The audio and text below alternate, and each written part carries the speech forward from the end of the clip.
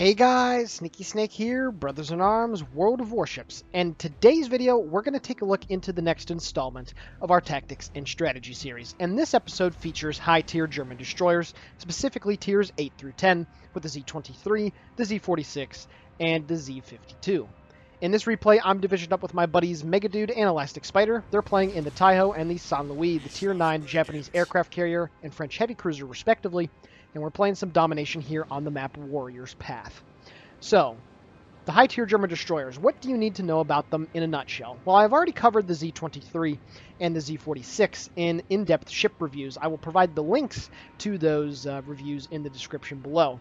However, the main focus of this video, while you're watching me play a very nice game in the Z-52, is just to get an idea on how to get the most out of these very powerful German destroyers. And to be honest with you, I think a lot of conventional wisdom today in World of Warships still holds these destroyers as not necessarily being near the top in terms of their power respective to their tier. So what do you need to know about these things in a nutshell?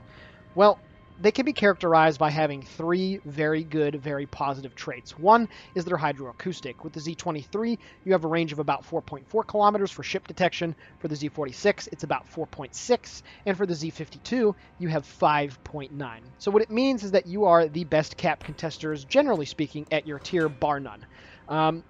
It allows you to push into caps and to do the classic tactic of pushing in, getting detected, popping your hydro, smoking up, and whatever enemy destroyer is opposing you will not be able to see you in your smoke. Your hydroacoustic will pick them up. It will not only pick them up, but also give you plenty of warning if they decide to drop torpedoes into your smoke, and at that point you can just gun them down with, not much of an issue. Another strength of the German destroyers is the performance of their guns, specifically with the armor-piercing shells. Now, one doesn't necessarily correlate AP with destroyers and think to themselves, oh, wow, that's really, really powerful. But much like a Khabarovsk is at Tier 10 with the Soviets, if you manage to catch anything broadside with this AP, it's very German in that regard. It doesn't have the best angles for penetration, but if it does pen, you have very nice alpha damage. It's very similar to the German cruisers at the high tier as well. And the third thing about the German DDs at the high tier is that they have very, very fast reload speeds for their torpedoes. It's a base reload of 90 seconds, which with the Z-23, with torpedo reload armament expertise, you can get down to about 81 seconds. And with the Z-46 and 52, with torpedo reload armament expertise and Torpedo Tubes Mod 3, you can get it down to about 68 seconds. So what you have are torpedoes that don't do a whole lot of alpha damage, but they have very good speed, anywhere from 65 to 69 knots, and have pretty good range, 9 to about 10.5 kilometers. So what it allows you to do is just fill the seas with torpedoes, very similarly to the Kamikaze and I'd say the Mitsuki at Tier 5 for the Japanese, where you have good torpedoes, at least in speed and range, and you're able to just, keep on throwing torps downrange at whatever enemy ships are opposing you. And that's basically these ships in a nutshell. Granted, they also do have pretty decent concealment as well. The Z-52 in this case has about 6.1, the Z-46 has about 5.9, and the Z-23, if I recall correctly, has about 6.1 as well. But yeah, these destroyers are very good general purpose ships. They're very good, again, contesting caps. That's what their main job is for. You just want to get in there, use your hydroacoustic, and take care of business. The weaknesses of the German high-tier destroyers are much similar to their mid-tier counterparts. You don't have very good AA, regardless of what the AA rating says, and also your maneuverability, at least in terms of your rudder shift time and your turning circle, is pretty atrocious. So you do have to take a bit of caution when you're maneuvering around, especially on objectives that have lots of islands, like, for instance, Bravo here on this map. But the objective at Alpha, which is very open water, at least in the middle part of the cap, is very, very good for you to be able to get in and deal some good work. So, with that being said, we're now going to focus here on the gameplay.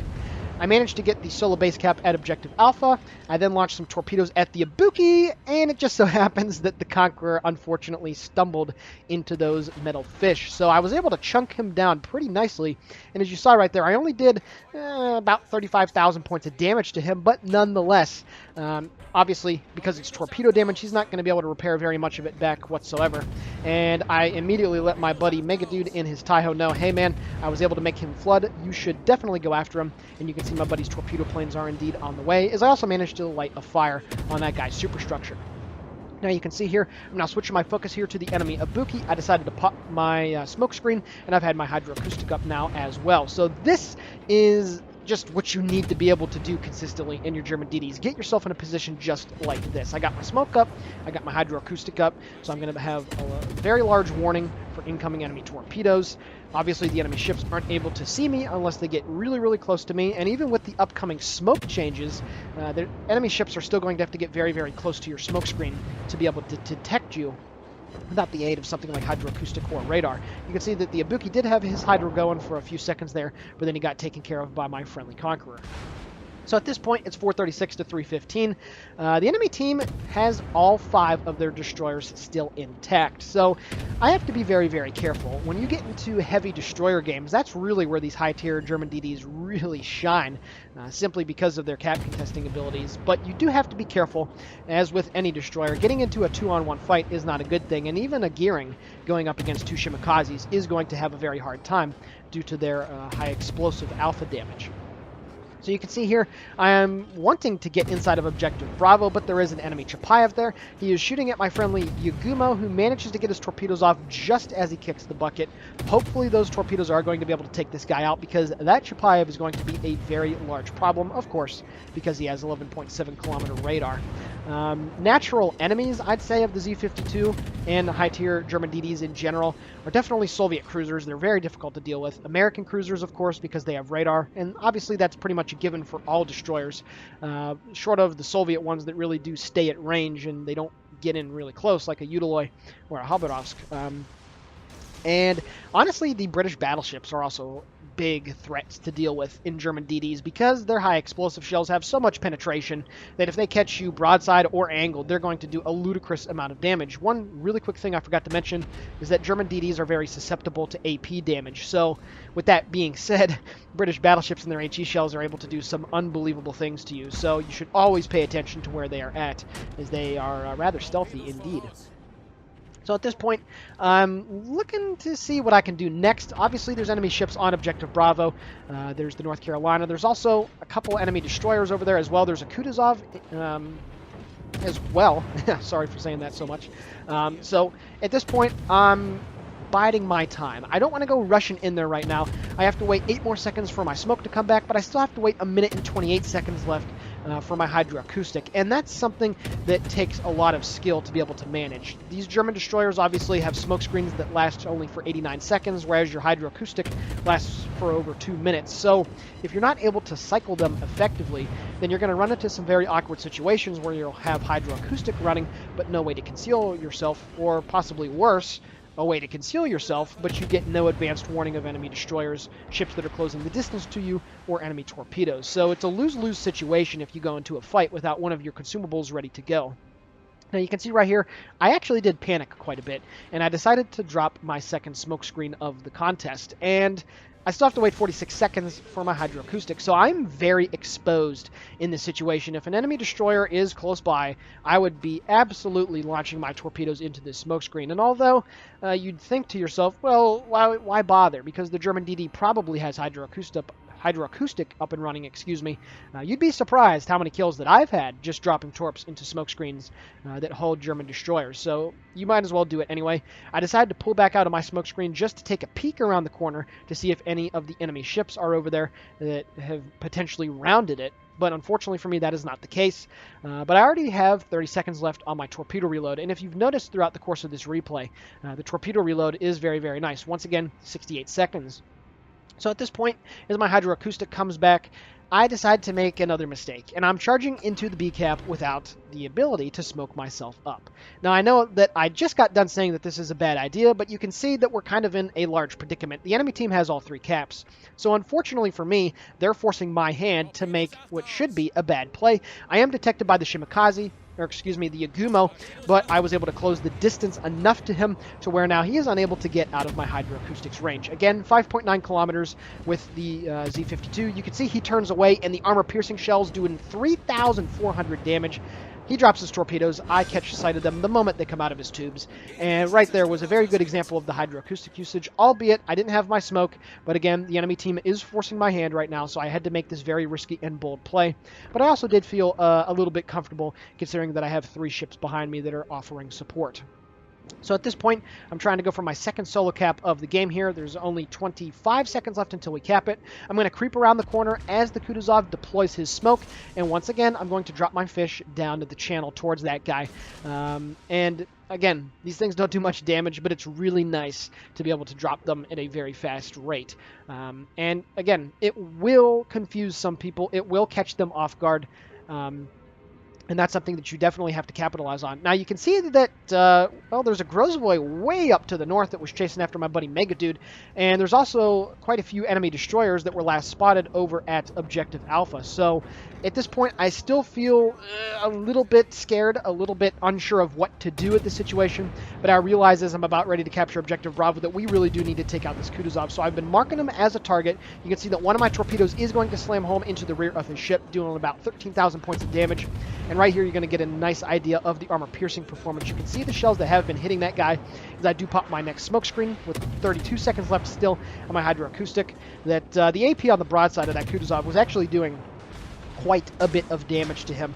He is down now to about 6,000 hit points, and you're going to see right here as the AP flies in on him. There we go, 1,485 with the first salvo. The next salvo falls in, and there we go, 2,042 damage dealt. I pick up my second kill of the game. I'm up to 107,000 points of damage, and as you can see, the enemy aircraft carrier is about to run himself into my guns and torpedoes. I'm making a sprint now to get over towards Objective Charlie using my next speed boost.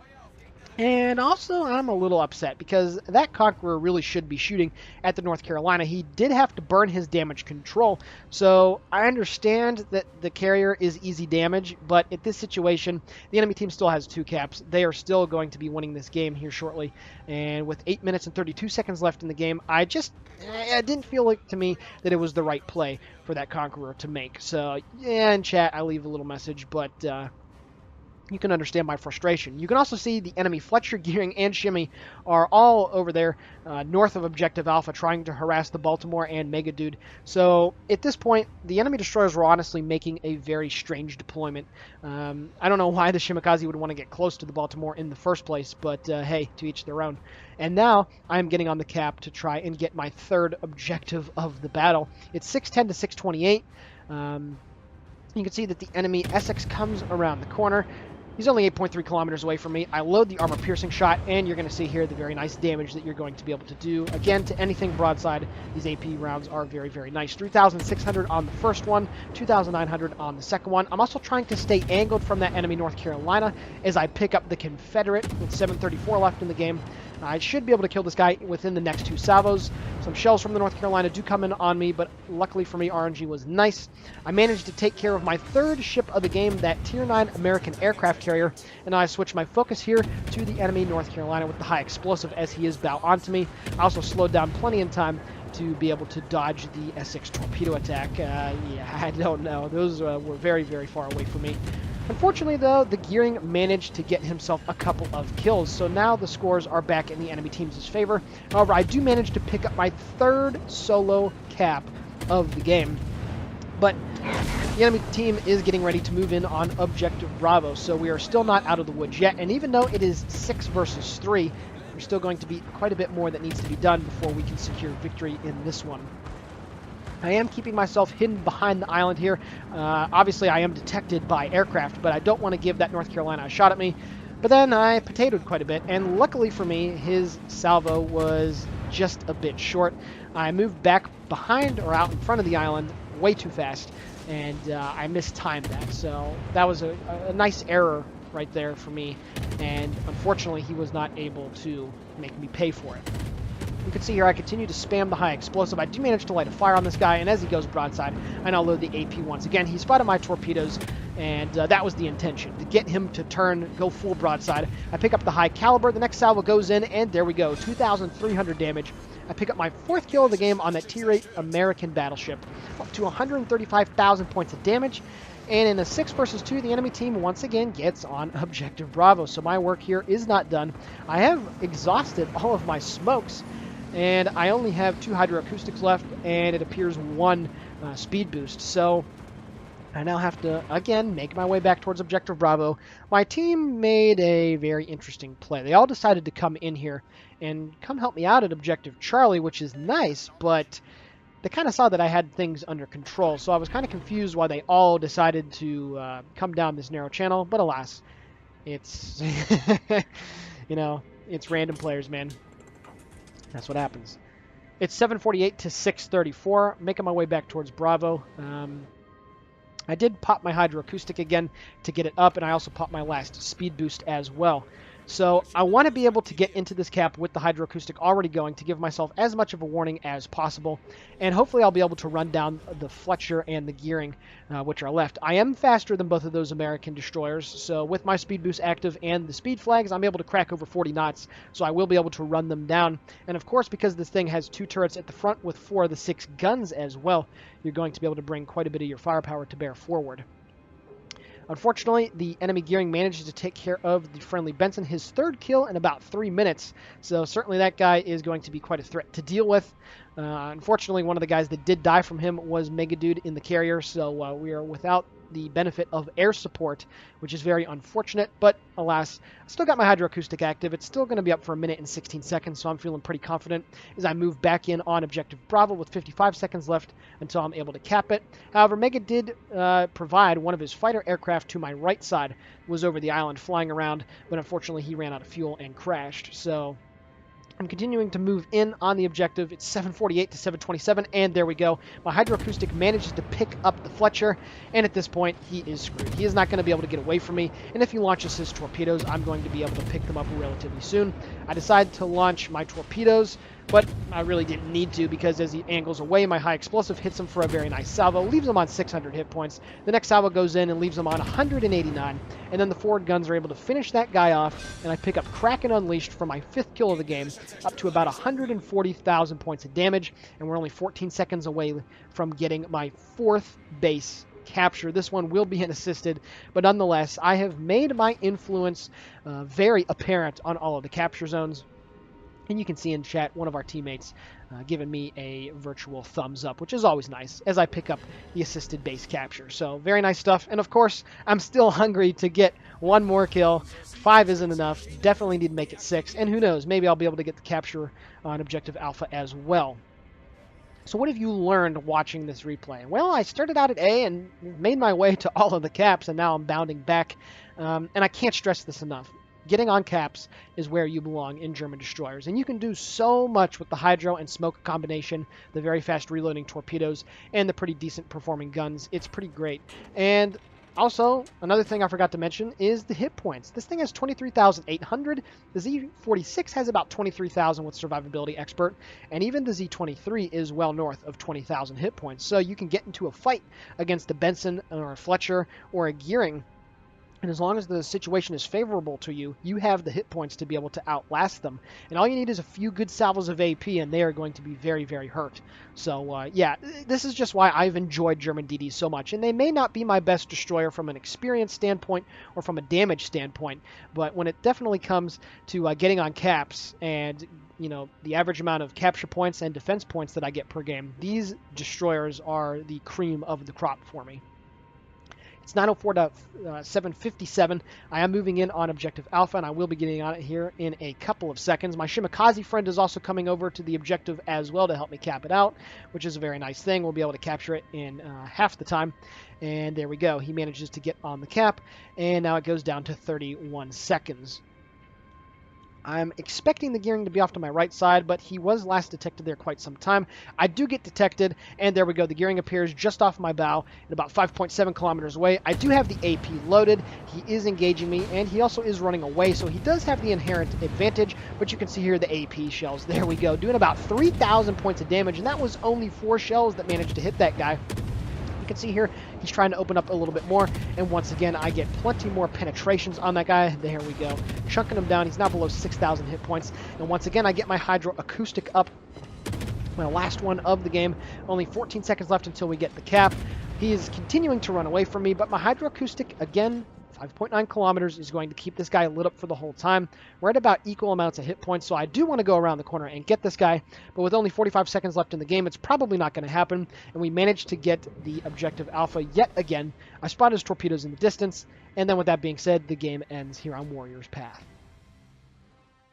Alrighty, guys, taking a look now at the post-battle results. 535,000 credits received and just over 8,000 total EXP. I managed to pick up Confederate, Kraken, and High Caliber, dealing 146,000 points of damage off of 278 shell hits and 4 torpedoes. I shot down 4 enemy planes, sank 5 enemy vessels, had 3 solo base caps, and 2 assisted base captures. Taking a look at the team score now, 2,692 base EXP. I honestly was expecting a little higher than that, but still a very solid performance in the Z52. Taking a look now at the detailed report, 76,000 damage done with the AP. You can see the vast majority out of the main guns. Another 45,000 damage dealt with the torpedoes, 7,700 done with floodings, and 6,500 done with the fires that I set. I also had a decent amount of potential damage at 689,000, but probably the most striking stat on this page are the capture points. 231 out of our team's 361 possible.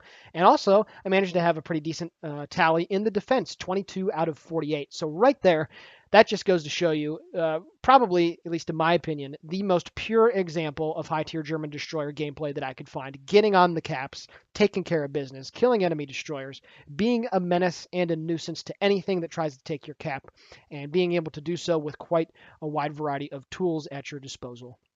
So with that being said, I really hope you guys enjoyed this replay. Please consider giving the video a like, commenting on it, or possibly subscribing to the channel. All of it is very much appreciated. And with that being said, the Sneaky Snake here for Brothers in Arms World of Warships signing off. Guys and gals, have a great day.